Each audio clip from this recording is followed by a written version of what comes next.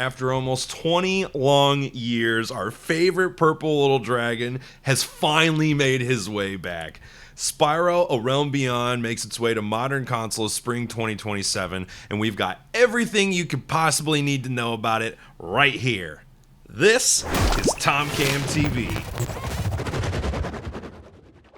Hey everybody, how's it going? Thanks for joining us here on TomCam TV. I'm the Tom part of the TomCam, and we're going to be breaking down the new Spyro trailer that came out. And I got to tell you, I'm a huge Crash fan, but I'm also a huge Spyro fan. I've played Spyro just as much as I've played Crash, and have loved that series throughout. It's amazing. And I can speak for all long time Spyro fans. We're stoked to be having a new game. It's incredibly exciting. We never thought that this day would come, especially one that looks so fucking nice as this one. Oh my god, this game looks great. And it's only like a 1.7 minute long trailer. So let's just get into it. The trailer starts with these little things are called Harakeets. They're just so cute. They're just little cute guys. They look really tiny. They look really, really small. So I'm curious if they're just kind of like a thing that's just going to be wandering around this world, or if it's going to be if they talk, or if they have like the community. I don't know. They just seem like this universe's squirrel to me. So, but they are pretty cute. And then very quickly we get this whole village area turned to a stormy setting, so the darkness is coming, the evil is on its way. So there's a couple things I want to point out here with this guy. So there is a villain in a previous Spyro game. He's technically the main villain of A Hero's Tale, but you don't really see him. He just has a different dragon under control. But there's this game that came out for the Nintendo DS called Shadow Legacy. And in this game, there is this dragon who thinks that he's like the supreme dragon.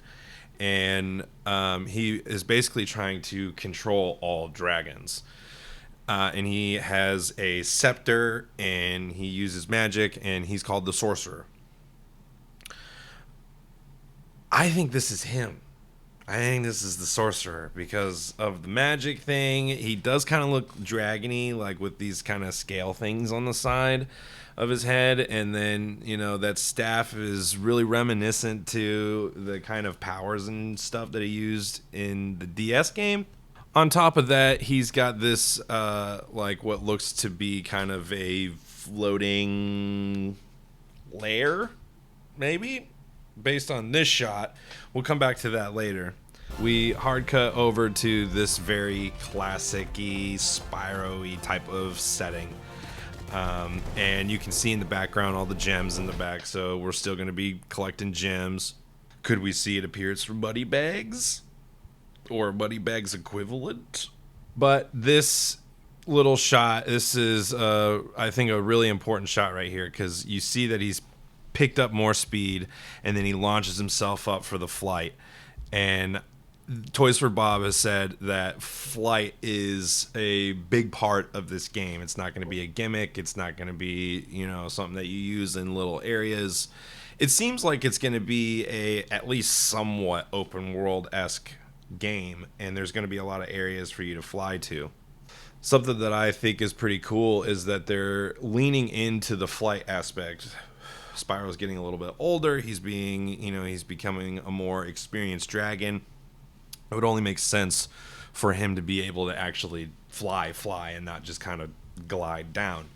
So Toys for Bob has stated that there's going to be momentum-based flying, and you're flying and you're flapping your wings, and then you dive down and you get more speed, and then you can fly back up, and then you can get a lot higher. But as you get higher, your momentum slows down, so it's momentum based, and you can essentially fly around for what I'm imagining is quite a long time. And we get later on in the trailer, we get some gameplay where he's actually flying, and you can see that he lights up like a pyre, and he shoots up into the sky as if the pyre gives him like a speed boost to, you know, launch up in the air. And then he uses a fireball, not a flamethrower breath, fireball to launch open a ring of some sort, which gives him a little speed boost. So I think that there's going to be a lot of mechanics in here that are going to really make you enjoy flying and just want to keep flying. But going back to the shot with him running and launching himself off the ground and the gems in the background and everything, I really think there's going to be a nice blend of the two, you know, with the platforming and the jumping. And then I think that there will be levels in the game that will prevent you from being able to fly. So it's like flying is a main ability, but in order for you to not cheese through a whole part of the game or for a boss fight or something, you know, they put a roof over it, or, you know, obstacles or something, so you can't get the momentum and keep flying. That's what I'm assuming, but I think it opens up for some cool stuff, you know, like if this is a lair, or if this is a lair, if this is like, this would be cool for a great boss scene, you know. I think that would be really fun to have like the final boss fight take place half in the air, half like on a platform or something, like whatever that is. So yeah, it is a complete new adventure. It's a brand new Spyro journey. All of the synopsis that I've read basically say that Spyro ends up going to a new world, essentially on a vacation. On his way back, that his means to get there has been altered, and he can't find his way. He needs to find his way back home. So it looks like he's going to be without all of all of his friends. No Hunter, no Bianca, no Sheila, nobody, you know. So maybe we won't see Moneybags, because if he's trapped out here, then he's going to be meeting a whole new group of people. And it could make sense that it would be the sorcerer to be the main villain, because at the end of the DS game, I think he escaped, and so his fate is up in the air. So if, you know, in typical Spyro fashion, jumping through worlds and different areas and lands and everything like that, you know, it's totally believable that it could be the sorcerer.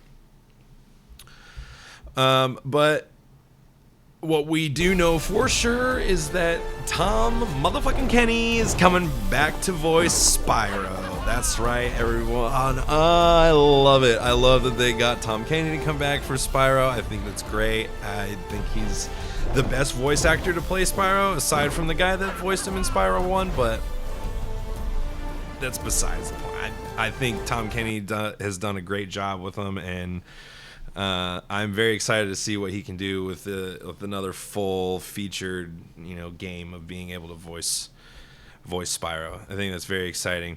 One thing is very curious, though, is that Sparx is not with Spyro in the cinematic thing that we've seen, and then this brief little section of gameplay. So it's very I'm curious what they're gonna do without Sparx. You know, Sparx has always been kind of like his health. If Sparx is fully maxed out, you get 3 free hits before you die. So maybe they're going away with lives, or I don't know how it's going to work, because it's never worked like how Wampa Fruit does in Crash, where the more Wampa Fruit you collect, the more lives you can get. With Spyro, it's always been about like hoarding gems and collecting gems and using them to unlock certain things. So I wonder if we're going to get like a health bar, or if we're going to get some sort of Sparx equivalent to where, you know, it's not necessarily a dragonfly, but it could be, you know, I have no idea. I have no idea what it would be. I never would expect a dragonfly. So the dragonfly is not here. What's it gonna be? But I think the fact that we get just even a little bit of gameplay here is really promising. I think I'm really believing Toys for Bob when they say spring 27. It's from what I gathered, they've been working on it since 2024, like right around when they became an independent studio. So, I mean, that is a quick turnaround, 2-3 years, about 3 years to make a brand new Spyro title. So, I have complete faith in them. They did fantastic with the Reignited trilogy. They did fantastic with Crash Bandicoot 4 and Crash Team Rumble. I enjoyed those games a lot. So I think that of all studios out there right now, I think Spyro is literally in the best hands. Is in the best. I think Toys for Bob is going to nail this game.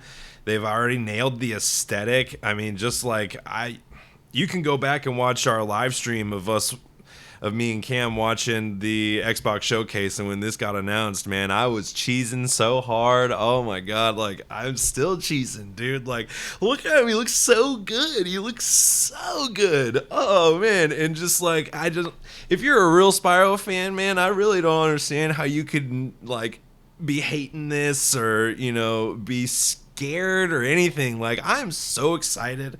I am a die-hard Crash Bandicoot fan, and they fucking nailed Crash Bandicoot 4. It is hard as fuck.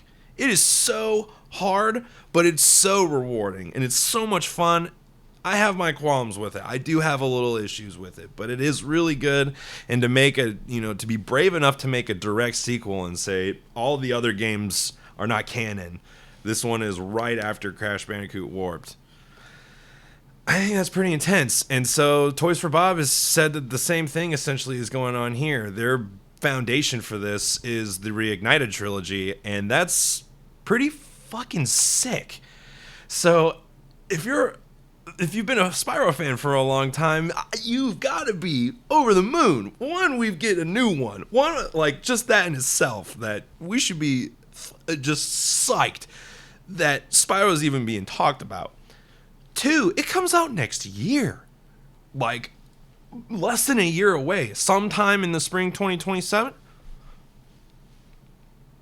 Spring ends in like June or something. So, essentially, it's going to be less than a year before we get Spyro. Granted, it's not delayed. But this little bit of gameplay right there at the end, that looks pretty fucking polished to me. I mean, I don't really know.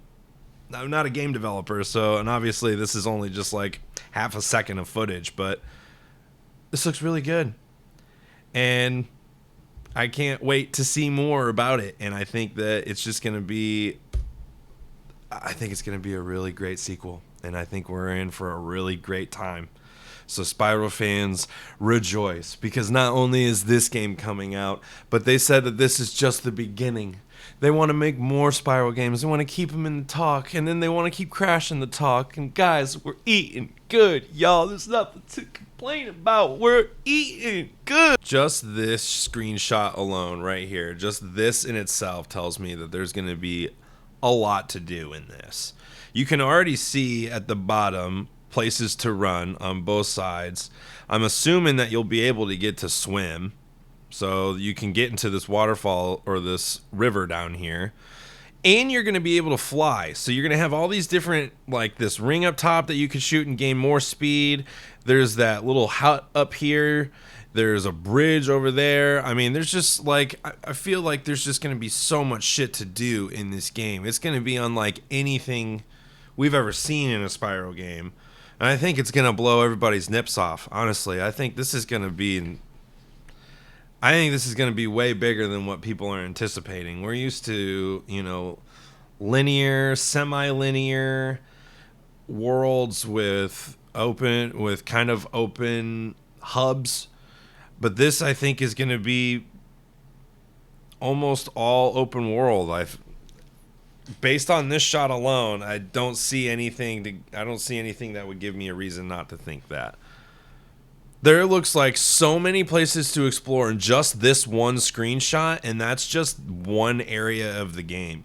You got to think there's got to be at least 3 or 4 different biomes. So if it's like that in depth and all these other different places, this game is going to be nuts. Also, one thing, is that a sheep? Is that a sheep statue? Is Spyro in a world where where they worship sheep and there's like sentiment or sentient sheep and stuff? I don't know. We haven't seen a sheep this whole time, but I think that's a sheep statue right there. I'm pretty sure, like those hooves on. Yeah, I think that's a sheep. I don't know. That's a lot to go off of though in just 1 minute of a trailer. Like I think. I mean, I think Toys for Bob has given us so much to look at, and it happens so quick. You know, I think this shot here in the beginning, this with the chains leading up to something floating, I think that's something to do with this image here. That's got to be maybe like the precursor of this tower, or, you know, maybe it's that part in the middle of the tower. You know, who knows? But there's been a lot of juicy stuff to nibble on throughout this whole thing after only just a minute. So I don't know about what you guys think, but I'm absolutely I'm so stoked. I don't even know the right words for it. I don't even know how to phrase it properly. I'm just so fucking excited for a new Spyro. Oh, it's been so long. It's been so long. Like, and it looks so good. Like, oh, it just looks so great. And there's no Skylanders bullshit. There's none of the like, oh man, like this is what we've all been waiting for. So, man, what do you guys think? Let me know. Let us know in the comments. Yeah, like, are you guys gonna pick up Spyro Day 1? What do you guys think? Am I too hype? Do I have rose tinted glasses on? Am I not seeing something? Are you guys seeing something that's making you like actually worried? I mean, do you think Toys for Bob is not the right studio? Am I talking out my ass? What's going on? Because I think I'm right. I mean, are you a Crash fan? Were you a fan of Crash 4? What's going on? Let us know. Let us know in the comments, and thanks for watching. Don't forget to like and subscribe, and we'll catch you on the next one.